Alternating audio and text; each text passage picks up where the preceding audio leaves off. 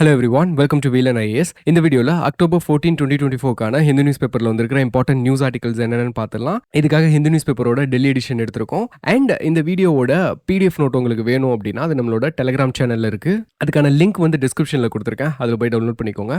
இன்னைக்கு நம்ம ஃபர்ஸ்ட் பார்க்க போற நியூஸ் ஆர்டிகல்ல என்ன கொடுத்துருக்காங்க அப்படின்னா, NGO should be roped into deal with Bangladesh's infiltration into 𝗧𝗡𝗣𝗏 says NCST report. National commission for ST வந்து ஒரு ரிப்போர்ட் வந்து கொடுத்துருக்காங்க.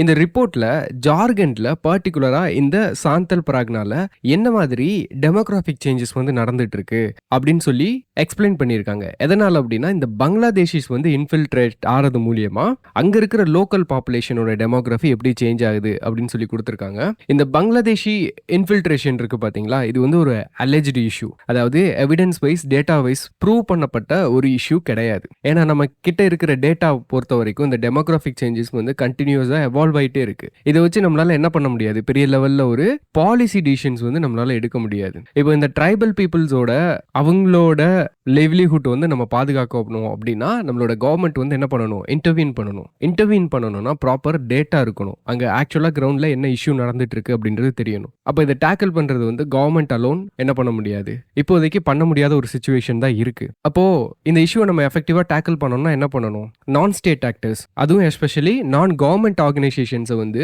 இந்த இஷ்யூக்காக நம்ம இன்வால்வ் பண்ணணும் அப்படின்னு இந்த ரிப்போர்ட்ல வந்து கொடுத்துருக்காங்க. அதை பத்தி வந்திருக்கிற நியூஸ் ஆர்டிகல் தான் இது. இப்போ இதுல வந்து நம்மளோட எக்ஸாம் பெர்ஸ்பெக்டிவ்ல நமக்கு என்ன தெரியணுமோ அதை மட்டும் நம்ம தெரிஞ்சுக்கிட்டா போதும். ஏன்னா இந்த என்டையர் இஷ்யூ வந்து பாத்தீங்கன்னா இதுக்கு பின்னாடி வந்து பாலிடிக்ஸ் வந்து இன்வால்வ் ஆயிருக்கு. பட் அந்த டைமென்ஷன்ல நம்ம பார்க்க வேணாம். நம்ம எக்ஸாமுக்கு என்னென்ன மாதிரி கீ பாயிண்ட்ஸ் நமக்கு தேவையோ அதை மட்டும் நம்ம எடுத்துக்கிட்டா போதும். அப்போ இந்த நியூஸ் ஆர்டிகல்ல இருந்து நமக்கு என்ன வருது அப்படின்னா, யூனியன் கவர்மெண்டோட வியூவும் NCST-ஓட கிளைமும் வந்து பாத்தீங்கன்னா அலைன் ஆறது இல்லை. ரெண்டு பேரோட வியூஸும் வந்து அலைன் ஆகலை அப்படின்னா நமக்கு என்ன தெரிய வருதுன்னா, ஒரு எஃபெக்டிவ் கோஆர்டினேஷன் வந்து அங்கே இல்லை அண்ட் ப்ராப்பர் டேட்டா கலெக்ஷன் வந்து அங்கே இல்லை அப்படின்னு தான் அர்த்தம். ஓகே, பட் இருந்தாலும் இந்த நியூஸ் ஆர்டிக்கல்ல என்ன டிஸ்கஸ் பண்ணியிருக்காங்கன்னா, இந்த ரிப்போர்ட்ல என்ன கொடுத்துருக்காங்க அப்படின்றத டிஸ்கஸ் பண்ணியிருக்காங்க. இப்போ நம்ம பார்த்தோம் இல்லையா, NGOஸை வந்து இன்வால்வ் பண்ண சொல்லியிருக்காங்க அப்படின்னு. இது வந்து நம்மளுக்கு சிலபஸ்ல டைரக்டா நம்மளால லிங்க் பண்ண முடியும். பேப்பர் 2ல வந்து பார்த்தீங்கன்னா ரோல் ஆஃப் NGOனே தனியாக ஒரு டாபிக் கொடுத்துருக்காங்க இந்த டெவலப்மெண்ட் ப்ராசஸ்ல.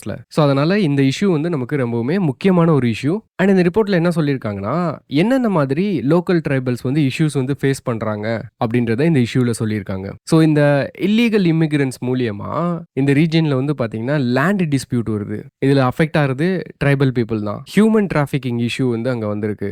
அது போக வந்து பாத்தீங்கன்னா கவர்மெண்ட் ஸ்கீம்ல இருந்து எக்ஸ்க்ளூட் பண்ணப்படுறாங்க ட்ரைபல் பீப்புள். எதனால அப்படின்னு பாத்தீங்கன்னா, இந்த இல்லீகல் இமிகிரன்ஸ் வந்து இந்த ஸ்கீமை வந்து மக்கள்கிட்ட கொண்டு போறதுல ஒரு மிடில் மேனா ஆக்ட் ஆகுறாங்க. இப்போ போன வாரம் நம்ம ஒரு இஷ்யூ பார்த்தோம் இல்லையா, நம்மளோட பிரைம் மினிஸ்டர் வந்து என்ன பண்ணியிருக்காரு, tribal people tribal saturation scheme வந்து ஆரம்பிச்சிருக்காங்க இல்லையா, ஒரு அம்ப்ரெல்லா ஸ்கீம். அப்ப அந்த சேச்சுரேஷன் ஸ்கீம் பத்தி நம்ம பாக்குறப்போ இந்த ட்ரைபல் பீப்புள்லாம் அந்த ஸ்கீம்ல கவர் ஆகாம போறதுக்கு ஒன் ஆஃப் த ரீசன் வந்து மிடில் மேன்ஸ் வந்து என்ன பண்றாங்க, உள்ள இவங்களுக்கான பெனிஃபிட்டை கிடைக்க விடாம பண்றாங்க அப்படின்றதெல்லாம் நம்ம டிஸ்கஸ் பண்ணியிருப்போம். அப்ப அந்த மிடில் மேனா இந்த இல்லீகல் இமிகிரன்ஸ் வந்து என்ன பண்றாங்க, ஆக்ட் ஆகுறாங்கன்றதான் இங்க பிரச்சனையே. அது போக என்ன நடக்குதுன்னா, இந்த ட்ரைபல் பீப்புளோட சாக்ரெட் லேண்ட், அதை வந்து ஜோஹாஸ்தான் அப்படின்னு சொல்லுவாங்க இந்த ரீஜன்ல, இதை வந்து இந்த இல்லீகல் இமிகிரன்ஸ்க்கான சிமெட்ரியா கன்வெர்ட் பண்ணப்படுறதா ஒரு இஷ்யூ வேற இருக்கு. ஆனா இதை மட்டுமே வச்சு நம்மளால என்ன பண்ண முடியாது, பாலிசி டிசிஷன்ஸ் வந்து எடுக்க முடியாது. ஏன்னா இந்த ரிப்போர்ட் இருக்கு பாத்தீங்களா, இந்த ரிப்போர்ட்டே வந்து ஒரு இன்அக்யூரேட்டான ரிப்போர்ட் அப்படின்னு சொல்லிட்டு இந்த நியூஸ் ஆர்டிக்கல்ல சொல்றாங்க.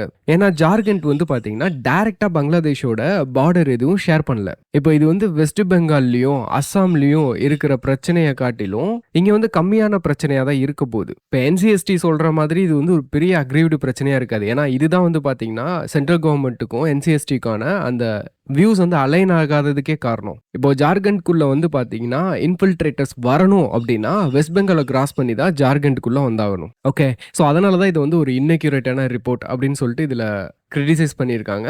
அண்ட் வந்து பார்த்தீங்கன்னா நமக்கு நம்ம எக்ஸாம் பெர்ஸ்பெக்டிவ்ல இந்த NCST பற்றி தெரியணும். இது வந்து லக்ஷ்மிகாந்த் புக்கில் உங்களுக்கு கொடுத்துருக்காங்க. அதுலேருந்து நீங்கள் டைரெக்டாக ரிவைஸ் பண்ணிக்கலாம். அண்ட் இந்த NCST வந்து பார்த்தீங்கன்னா 2004 செட்டப் பண்ணுறாங்க. இது வந்து ஒரு கான்ஸ்டியூஷனல் பாடி. 2004க்கு முன்னாடியுமே இந்த கமிஷன் வந்து இருந்தது. ஆனால் SC அண்ட் STக்கு வந்து சேர்ந்து இருந்தது. National commission for schedule cost and schedule tribes அப்படின்னு இருந்தது. இந்த 89th கான்ஸ்டியூஷனல் அமெண்ட்மெண்ட் ஆக்டுக்கு அப்புறம் ஒரு புது ஆர்டிகல் இன்ட்ரடியூஸ் பண்ணுறாங்க, ஆர்டிகல் 338A. இது வந்து national commission for scheduled tribes வந்து எஸ்டாப்ளிஷ் பண்றாங்க. அண்ட் எஸ்சி/எஸ்டிக்கு வந்து தனித்தனி கமிஷன்ஸா எஸ்டாப்ளிஷ் பண்ணிடுறாங்க இது மூலியமா. ஓகே, இது மட்டும் நமக்கு தெரிஞ்சிருந்தா போதும். அண்ட் நெக்ஸ்ட் வந்து பாத்தீங்கன்னா இந்த நியூஸ் ஆர்டிக்கல்ல என்ன கொடுத்திருக்காங்கன்னா, president rule revoked in Jammu and Kashmir அப்படின்னு சொல்லி கொடுத்திருக்காங்க. அதாவது 2019 வந்து பாத்தீங்கன்னா ஆர்டிகல் 370 வந்து அப்ரிகேட் பண்ணாங்க நம்மளோட இந்தியன் கவர்மெண்ட். இந்த ஆர்டிகல் 370 வந்து ஜம்மு அண்ட் காஷ்மீருக்கு வந்து ஒரு ஸ்பெஷல் ஸ்டேட்டஸ் வந்து கொடுத்திருந்தது. என்ன அப்படின்னா அவங்களுக்குன்னு ஒரு கான்ஸ்டிடியூஷன் என்ன பண்ணிக்கலாம் வச்சுக்கலாம். ஸோ இந்த ஸ்பெஷல் ஸ்டேட்டஸை வந்து அப்ரிகேட் பண்ணனால அங்க வந்து ஆல்ரெடி எஸ்டாப்ளிஷ் பண்ணப்பட்ட இன்ஸ்டிடியூஷன்ஸ் இருக்கும் பாத்தீங்களா, டெமோக்ராட்டிக் இன்ஸ்டிடியூஷன்ஸ், அதெல்லாம் கொலாப்ஸ் பண்ண வேண்டிய ஒரு சிச்சுவேஷன். ஏன்னா இதை கொலாப்ஸ் பண்ணதுக்கு அப்புறம் கவர்மெண்ட் வந்து டிசைட் பண்ணணும் அங்க என்ன மாதிரியான அட்மினிஸ்ட்ரேட்டிவ் ஸ்ட்ரக்சர் வந்து நம்ம எஸ்டாப்ளிஷ் பண்ணணும் அப்படின்றத. அப்ப அது வரைக்கும் பாத்தீங்கன்னா ஜம்மு அண்ட் காஷ்மீருக்குன்னு ஒரு கான்ஸ்டிடியூஷன் இருந்துச்சு இல்லையா, அந்த கான்ஸ்டிடியூஷன்ல செக்ஷன் 92 வந்து என்ன ப்ரொவைட் பண்ணும்னா ஒரு பிரசிடென்ட் ரூல் வந்து கொண்டு வர்றதுக்கு இதுதான் ப்ரொவிஷன். அப்போ இது மூலியமா ஃபர்ஸ்ட் இனிஷியலா ஒரு 6 மந்த்ஸ்க்கு என்ன பண்ணிட்டாங்க, பிரசிடென்ட் ரூலை வந்து ஜம்மு அண்ட் காஷ்மீர்ல இம்போஸ் பண்ணிட்டாங்க. அண்ட் அது போக வந்து பாத்தீங்கன்னா ஜம்மு அண்ட் காஷ்மீர்ல பிஜேபியோட கொலிஷன் கவர்மெண்ட் தான் அங்க நடந்துட்டு இருந்தது. அந்த கவர்மெண்ட்டையும் கொலாப்ஸ் பண்ணிட்டாங்க. கொலிஷனுக்கான சப்போர்ட்டை வந்து பிஜேபி வந்து வித்ட்ரா பண்ணிட்டாங்க. அதுக்கப்புறம் 2019 வந்து பாத்தீங்கன்னா Jammu and Kashmir reorganisation act கொண்டு வந்து அடுத்த எலெக்ஷன் வர்ற வரைக்கும் புது கவர்மெண்ட் ஃபார்ம் பண்ற வரைக்கும் ஜம்மு அண்ட் காஷ்மீர்ல பிரசிடென்ட் ரூல் வந்து நடக்கும் அப்படின்றத கொண்டு வந்துட்டாங்க. ஸோ அதனால தான் வந்து பாத்தீங்கன்னா இத்தனை வருஷமா ஜம்மு அண்ட் காஷ்மீர்ல பிரசிடென்ட் ரூல் தான் என்ன பண்ணிட்டு இருந்துச்சு, நடந்துட்டு இருந்துச்சு. இப்போ எலெக்ஷன் வந்து ரீசெண்டா நடந்து முடிஞ்சது இல்லையா, ஸோ இந்த எலெக்ஷன்ல வந்து நேஷனல் கான்ஃபரன்ஸ் காங்கிரஸ் அலையன்ஸ் அவங்க தான் ஜெயிச்சிருக்காங்க. ஸோ இந்த நேஷனல் காங்கிரஸோட வைஸ் பிரசிடென்ட் ஒமர் அப்துல்லா தான் என்ன பண்ண போறாரு, அடுத்த சீஃப் மினிஸ்டரா பதவி ஏற்க போறாரு. ஸோ அப்போ அவர் பதவி ஏற்கணும் அப்படின்னா என்ன பண்ணணும், பிரசிடென்ட் ரூலை ரிவோக் பண்ணணும். ஓகே, அதுதான் இங்க பண்ணியிருக்காங்க. ஸோ பிரசிடென்ட் ரூல் வந்து ஆர்டிகல் 356 இம்போஷனுக்கு வந்து 2 கிரவுண்ட் இருக்கு. ஒன்று வந்து கான்ஸ்டிடியூஷனல் மெஷினரி ஃபெயிலியர், இன்னொன்று வந்து if a state legislature is unable to function. So இது வந்து பார்த்தீங்கன்னா கான்ஸ்டிடியூஷனல் மெஷினரி ஃபெயிலியரில் வரும் அப்ரிகேஷன் ஆஃப் ஆர்டிகல் 370. ஏன்னா அங்கே இருந்த ஒரு டெமோக்ராட்டிக் இன்ஸ்டிடியூஷன் கான்ஸ்டிடியூஷனல் ஸ்ட்ரக்சரே என்ன பண்ணியிருக்கோம், ரிமூவ் பண்ணனால இது வந்து failure of the constitutional machinery. Okay, that's all about this news article. And next வந்து பார்த்தீங்கன்னா neither India nor Pakistan has asked for bilateral meetings at SCO அப்படின்னு சொல்லி கொடுத்துருக்காங்க. ஸோ ரீசெண்டாகவே லாஸ்ட் ஒரு 10-15 டேஸாகவே நம்ம என்ன பண்ணிட்டு இருந்தோம், ஸ்பெகுலேட் பண்ணிட்டு இருந்தோம். ஷாங்காய் கோஆபரேஷன் ஆர்கனைசேஷனோட கவர்மெண்ட் ஹெட்ஸான மீட்டிங் பாகிஸ்தான்ல நடக்க போது அதுக்கு இந்தியா சைட்ல இருந்து யாரு வந்து பார்ட்டிசிபேட் பண்ண போறா அப்படின்றத நம்ம ஸ்பெகுலேட் பண்ணோம். அதுக்கப்புறம் அஃபிஷியலாகவும் கன்ஃபார்ம் பண்ணிட்டாங்க நம்மளோட எக்ஸ்டர்னல் அஃபேர்ஸ் மினிஸ்டர் தான் இதை வந்து என்ன பண்ண போறாரு, பார்ட்டிசிபேட் பண்ண போறாரு அப்படின்ட்டு. ஸோ October 15 and 16 வந்து இது நடக்க போகுது. இப்போ இந்த சிச்சுவேஷன்ல வந்து பாத்தீங்கன்னா பாகிஸ்தானோட ஃபாரின் மினிஸ்டர் வந்து இந்த ஸ்டேட்மெண்ட் வந்து கொடுத்திருக்காரு. ஆஸ் அ குட் ஹோஸ்ட் நாங்கள் வந்து ஃபுல் ப்ரோட்டோகால் வந்து நாங்கள் ஃபாலோ பண்ணுறோம். ஏன்னா வந்து இந்த மீட்டிங் இருக்குது பார்த்தீங்களா, இதுக்கு வந்து பாகிஸ்தானில் எதிர்ப்புகளும் இருக்குது. அண்ட் அதே மாதிரி பாகிஸ்தானோட மினிஸ்டர் ஒருத்தர் என்ன சொல்லியிருக்காருன்னா, அங்கே வந்து இந்த எஸ்சிஓக்கு அகேன்ஸ்டாக ப்ரோட்டஸ்ட் நடக்கிறது வந்து இந்தியாவோட வேலை தான், இந்த ப்ரோட்டஸ்ட்டை தூண்டி விடுறது இந்தியா தான். ஏன்னா பாகிஸ்தானில் இப்படி ஒரு மீட்டிங் நடக்கிறது இந்தியாவுக்கு பிடிக்கல அப்படின்ற மாதிரி ஒரு மினிஸ்டர் சொல்லியிருக்காரு. பட் நம்ம சைட்ல இருந்து அதுக்கு எந்த விதமான ரிப்ளையும் கிடையாது. இப்போ இவர் சொல்லியிருக்காரு இல்லையா, ஆஸ் அ குட் ஹோஸ்ட் அப்படின்னு. ஏன் இந்த பர்டிகுலர் வேர்டு வந்து இவர் சூஸ் பண்ணியிருக்காருன்னா, நம்மளோட எக்ஸ்டர்னல் அஃபேர்ஸ் மினிஸ்டர் என்ன சொல்லியிருந்தாருன்னா, எஸ்சிஓல பார்ட்டிசிபேட் பண்றது ஒரு குட் மெம்பரா தான் நாங்கள் பார்ட்டிசிபேட் பண்றோம் அப்படின்றத சொல்லியிருந்தாரு. அப்போ அதுக்கு ரிப்ளை பண்ற மாதிரி தான் இவரும் வந்து என்ன பண்ணியிருக்காரு, ரிப்ளை வந்து கொடுத்திருக்காரு. ஸோ இது என்ன நமக்கு தெரிய வருதுன்னா, இந்த இஷ்யூல நம்ம ஆல்ரெடி டிஸ்கஸ் பண்ணதுதான், நமக்கு என்னதான் பைலேட்ரல் இஷ்யூஸ் இருந்தாலுமே மல்டிலேட்ரல் இன்ட்ரெஸ்ட் அப்படின்னு வர்றப்போ இந்தியா வந்து என்ன பண்ணக்கூடாது, பைலேட்ரல் இஷ்யூவை பெருசுப்படுத்தக்கூடாது அப்படின்றது இந்தியாவோட சிச்சுவேஷன். ஏன்னா இந்தியா வந்து is aspiring to become a global leader அப்படின்றப்போ நம்மளோட இந்த தகராறு எல்லாம் என்ன பண்ணக்கூடாது, மல்டிலேட்ரல் அஜெண்டால உள்ள கொண்டு போகக்கூடாது. அதனால நம்ம பார்ட்டிசிபேட் பண்ணி ஆகணும். அதனால தான் நம்மளோட எக்ஸ்டர்னல் அஃபேர்ஸ் மினிஸ்டரே என்ன பண்ணியிருக்காங்க, பார்ட்டிசிபேட் பண்ண வைக்கலாம் அப்படின்றத முடிவு பண்ணிட்டாங்க. இப்போ இந்த இந்தியாவுக்கும் பாகிஸ்தானுக்கும் இந்த பைலேட்ரல் ரிலேஷன்ஸ் வந்து பார்த்தீங்கன்னா ஸ்ட்ரெயின் ஆனதுக்கு நிறைய ரீசன் இருக்கு. ஏன்னா பாகிஸ்தான் சைட்ல இருந்து terrorist activity, cross border terrorism வந்து ப்ரொமோட் பண்றது வந்து இந்தியாவுக்கு பிடிக்காது. நம்ம வந்து அதுக்கு அகேன்ஸ்டா என்ன பண்ணோம், சர்ஜிக்கல் ஸ்ட்ரைக்லாம் பண்ணோம். இதெல்லாம் நடந்தது. 2015 கூட நம்மளோட எக்ஸ்டர்னல் அஃபேர்ஸ் மினிஸ்டர் பாகிஸ்தானுக்கு விசிட் பண்ணியிருக்காங்க. ஆனால் அதுக்கப்புறம் ரெண்டு பக்கமும் வந்து இன்னுமே இஷ்யூ வந்து தீவிரமா ஸ்ட்ரெயின் ஆகிறதுக்கு காரணம் வந்து பார்த்தீங்கன்னா, நம்ம இதுக்கு முன்னாடி ப்ரீவியஸ் நியூஸ் ஆர்டிக்கல்ல பார்த்தோம் இல்லையா, அப்ரிகேஷன் ஆஃப் ஆர்டிகல் 370. அந்த இன்சிடென்ட்டுக்கு அப்புறம் பாகிஸ்தான்ல நம்மளோட ஹை கமிஷனரை கூட என்ன பண்ணிட்டாங்க, நீங்க வெளியே போயிருங்க அப்படின்னு சொல்லியிருந்தாங்க. இப்போ டிப்ளமேட்டிக் ரிலேஷன்ஸ் கூட என்ன இல்லை நமக்கு பாகிஸ்தானுக்கும் பெருசா இல்லை. அப்போ இந்த மீட்டிங் வந்து ஒரு சிக்னிஃபிகண்டான மீட்டிங் தான். ஏன்னா இந்த மீட்டிங்ல வந்து சைனாவோட பேசுறதுக்கு வாய்ப்பு இருக்கு. ஏன்னா பைலேட்டரல் டாக்ஸ் வந்து நெறைய கண்ட்ரியோட ஒத்துட்டு இருக்கோம் நம்ம. இதே மீட்டிங்லயே நம்ம பேசுறதுக்கு. ஆனா பாகிஸ்தானோட இல்ல. அப்ப இத வந்து அஃபிஷியலா கன்ஃபார்ம் பண்ணியிருக்காங்க. "Neither India nor Pakistan has asked for bilateral meeting at SCO" அப்படின்னு. Okay, that's all about this news article. And next article editorial பேஜ்ல வந்திருக்கிறது. "Biology transformed Nobel for determining protein structure recognises a big advance" சொல்லி குடுத்திருக்காங்க. So 2024க்கான கெமிஸ்ட்ரிக்கான Nobel prize announce பண்றப்பவே இவங்களோட இந்த டிஸ்கவரி இருக்கு பார்த்தீங்களா, இத பத்தி நான் டீட்டெயிலா எக்ஸ்பிளைன் பண்ணிட்டேன். அதோட சிக்னிஃபிகன்ஸ் என்ன, அதோட ஃபண்டமெண்டல் கான்செப்ட்ஸ் என்ன, எல்லாத்தையுமே நம்ம எக்ஸ்பிளைன் பண்ணியிருக்கோம். இன்கேஸ் பார்க்காதவங்க வந்து லாஸ்ட் ஒரு 2-3 டேஸ்க்கான வீடியோஸ் பாருங்க, உங்களுக்கு வந்து கிளியர் ஆயிடும். இப்போ இந்த கெமிஸ்ட்ரிக்கான நோபல் பிரைஸ் வந்து 3 பேர் வந்து ஷேர் பண்ணியிருக்காங்க ஒரு prize. David Baker, 𝗵𝗵𝗻𝗂𝗧, John M Jumper. இதுல டேவிட் பேக்கர் வந்து பார்த்தீங்கன்னா, இந்த ஆர்டிஃபிஷியல் இன்டெலிஜென்ஸை யூஸ் பண்ணி ஒரு புது மெத்தட் கண்டுபிடிச்சிருக்காரு. ஆர்டிஃபிஷியலா புரோட்டீனை வந்து சிந்தசைஸ் பண்றதுக்கு. ஏன்னா புரோட்டீன் வந்து நேச்சுரலி தானே எக்ஸிஸ்ட் ஆயிருக்கும். இப்போ நம்மளால என்ன பண்ண முடியும்? ஒரு புது புரோட்டீனையே நம்மளால உருவாக்க முடியும். இது உங்களுக்கு புரியிற மாதிரி இன்னும் சிம்பிளா சொல்லணும் அப்படின்னா, இப்போ நம்மளுக்கு தேவையான புரோட்டீனை வந்து நம்ம வந்து எக்ஸ்டர்னலா கன்சியூம் பண்றோம் இல்லையா? ஒண்ணு இது வந்து பிளான்ட் பேஸ்டா இருக்கலாம், இல்லனா அனிமல் பேஸ்டா இருக்கலாம். ஆனா இன்னும் ஃபியூச்சர்ல நம்மளால நமக்கு தேவையான ஸ்ட்ரக்சர்ல தேவையான புரோட்டீனை சிந்தெடிக்கா ப்ரொடியூஸ் பண்ண முடியும். ஓகே, அப்படி ப்ரொடியூஸ் பண்ணணும்னா நம்ம வந்து என்ன பண்ணணும்? அந்த புரோட்டீனோட ஸ்ட்ரக்சர் வந்து நமக்கு என்ன பண்ணணும்? தெரியணும். ஏன் ஸ்ட்ரக்சர் வந்து தெரியணும்னா, ஒரு புரோட்டீனோட ஸ்ட்ரக்சரை பேஸ் பண்ணி தான் அதோட ஃபங்க்ஷன் வந்து இருக்கும். இப்போ ஒவ்வொரு புரோட்டீனுக்கும் ஒரு ஃபங்க்ஷன் இருக்கு அப்படின்னா, அது வந்து அந்த ஸ்ட்ரக்சர்ல இருந்து தான் அதுக்கான அந்த ஃபங்க்ஷன் வந்து என்ன ஆகும்? டெரிவேவ் ஆகும். அப்போ இந்த ஸ்ட்ரக்சரை நம்ம கண்டுபிடிக்கிறதுல ஒரு பிரச்சனை இருக்கு. என்ன பிரச்சனைனா, இப்போ ஒரு mRNA ஸ்ட்ராண்ட் இருக்குன்னு வச்சுக்கோங்க. இந்த mRNA ஸ்ட்ராண்ட்ல ஒரு புரோட்டீனுக்கான இன்ஃபர்மேஷன் வந்து இருக்கும். இதை வந்து புரோட்டீனா கன்வெர்ட் பண்ணணும்னா அந்த ப்ராசஸ்க்கு பேர் வந்து டிரான்ஸ்லேஷன் அப்படின்றது நமக்கு தெரியும். இப்போ இதுல வந்து ஒரு ரைபோசோம் வந்து என்ன பண்ணும்?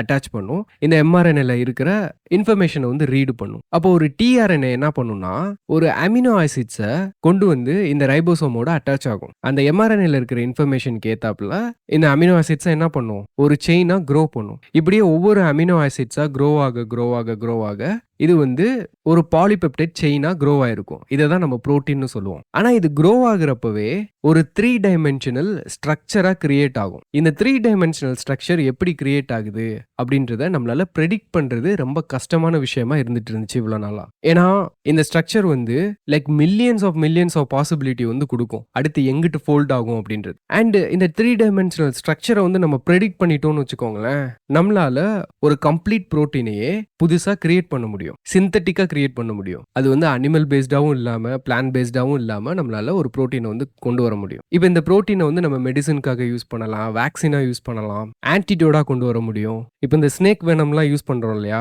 இப்போ இந்த ஸ்னேக் வெனம்லாம் இருக்கு பாத்தீங்களா? ஒரு ஸ்னேக் வந்து நம்மள கடிச்சிருச்சு அப்படின்னா, அந்த ஸ்னேக் வெனமை வச்சு தான் நம்ம என்ன பண்ணியிருப்போம்? அதுக்கான மருந்தும் கிரியேட் பண்ணியிருப்போம். அப்ப இனிமே வந்து ஸ்னேக்ஸை பிடிச்சி என்ன பண்ண தேவையில்ல, வெனம்காக வளர்த்து டார்ச்சர் பண்ண தேவையில்ல. ஸோ இந்த மாதிரி நிறைய பாசிபிலிட்டிஸ் இருக்கு. இப்போ இந்த ஆர்டிக்கிள்ல சொல்லியிருக்கிறபடி நமக்கு வந்து பர்டிகுலரா என்ன பண்ணணும்னா, இந்த அமினோ ஆசிட்ஸை பத்தி நமக்கு தெரிஞ்சிருக்கணும். ஸோ அமினோ ஆசிட்ஸ்ன்றது வந்து பாத்தீங்கன்னா, இதோட கெமிக்கல் கம்போசிஷன் வந்து எப்படி இருக்கும்னா, இதுல வந்து சென்ட்ரலா ஒரு கார்பன் ஆட்டம் வந்து இருக்கும். அந்த கார்பன் ஆட்டமை சுத்தி ஒரு 4 குரூப்ஸ் வந்து என்ன ஆயிருக்கும்? ஃபார்ம் ஆயிருக்கும். ஒன்னு வந்து அமினோ குரூப், இன்னொன்னு வந்து கார்பாக்சில் குரூப், இன்னொன்னு வந்து ஹைட்ரஜன் ஆட்டம் ஒன்னு, அண்ட் ஆர் குரூப் ஒன்னு. இந்த ஆர் குரூப் தான் வந்து பாத்தீங்கன்னா மோஸ்ட் இம்பார்ட்டன்ட். ஒரு அமினோ ஆசிட்ஸ்க்கான கேரக்டரிஸ்டிக்ஸ் இருக்கு இல்லையா? அது இந்த ஆர் குரூப்பை பேஸ் பண்ணி தான் வரும். இப்போ இதுல வந்து பாத்தீங்கன்னா அலனைன் அப்படின்றது வந்து ஒரு அமினோ ஆசிட். இதுல வந்து பாத்தீங்கன்னா உங்களுக்கு தெரியும், இதுல வந்து ஒரு அமினோ குரூப் இருக்கு, ஒரு கார்பாக்சில் குரூப் இருக்கு, ஒரு ஹைட்ரஜன் ஆட்டம் இருக்கு, அண்ட் அது போக சென்டரா வந்து பாத்தீங்கன்னா ஒரு கார்பன் ஆட்டம் இருக்கு. அண்ட் வந்து CH3 தான் வந்து பாத்தீங்கன்னா ஒரு ஆர் குரூப்பா இதுல இருக்கு. இது வந்து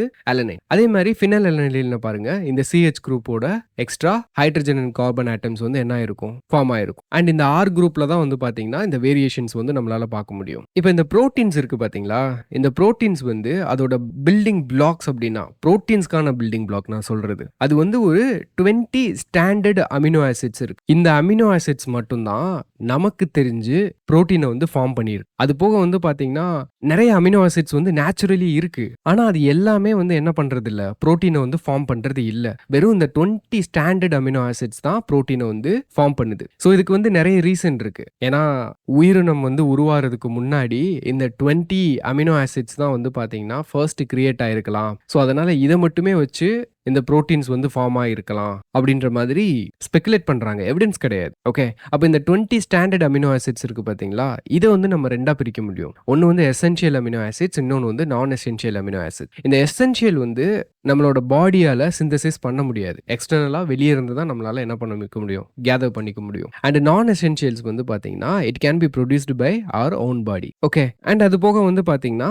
இந்த 20 ஸ்டாண்டர்டு போக நான் புரோட்டினோஜெனிக் அமினோ ஆசிட்ஸ் இருக்கு. ஏன் இத நான் புரோட்டினோஜெனிக்னு சொல்றோம்னா, இது வந்து எந்த விதமான புரோட்டீன் ஃபார்மிங் ஃபங்ஷன்லயும் இது வந்து இன்வால்வ் ஆகாது. புரோட்டீனோட ஸ்ட்ரக்சர்ல வந்து இந்த அமினோ ஆசிட்ஸ் வந்து இருக்காது. நமக்கு இதுவரைக்கும் எவ்வளோ புரோட்டீன்ஸ் தெரியுமோ, அதுல நம்மளுக்கு இந்த 20 ஸ்டாண்டர்ட் அமினோ ஆசிட்ஸ் மட்டும் தான் அதோட பில்டிங் பிளாக்ஸா இருக்கும். அப்போ இந்த நான் புரோட்டினோஜெனிக் அமினோ ஆசிட்ஸ்க்கும் சில ரோல்ஸ் வந்து இருக்கு. ஃபார் எக்ஸாம்பிள் வந்து பார்த்தீங்கன்னா, காமா அமினோபியூட்ரிக் ஆசிட், காபான்னு சொல்லுவாங்க. இது வந்து ஒரு நியூரோ டிரான்ஸ்மிட்டர். இது வந்து எப்போ வந்து கிரியேட் ஆகும் அப்படின்னு பார்த்தீங்கன்னா, இப்போ இந்த டிரான்ஸ்லேஷன் ப்ராசஸ் நடக்குது இல்லையா? அதாவது எம்ஆர்என்ஏல இருந்து ஒரு புரோட்டீன் வந்து சிந்தசிஸ் ஆகுதுல்ல. அந்த புரோட்டீன் சிந்தசிஸ் ஆனதுக்கு அப்புறம் போஸ்ட் டிரான்ஸ்லேஷன் மோடிஃபிகேஷன் வந்து நடக்கும். இந்த போஸ்ட் டிரான்ஸ்லேஷன் மோடிஃபிகேஷன்ஸ்ல சில அமினோ ஆசிட்ஸ் வந்து புதுசா கிரியேட் ஆகும். அப்படி கிரியேட் ஆகுற அமினோ ஆசிட்ஸ் தான் இது. பீட்டா அலனின், ஹைட்ராக்சி புரோலைன். ஸோ இதுக்கெல்லாம் ஒரு ஸ்பெசிஃபிக் ஃபங்க்ஷன் இருக்கு. ஆனா இது வந்து புரோட்டீன் ஃபார்மிங்ல இன்வால்வ் ஆகாது. ஓகே. அண்ட் இந்த ஆர்டிக்கல்ல என்ன சொல்லியிருக்காங்க அப்படின்னா, இவங்களோட டிஸ்கவரி இருக்கு பாத்தீங்களா?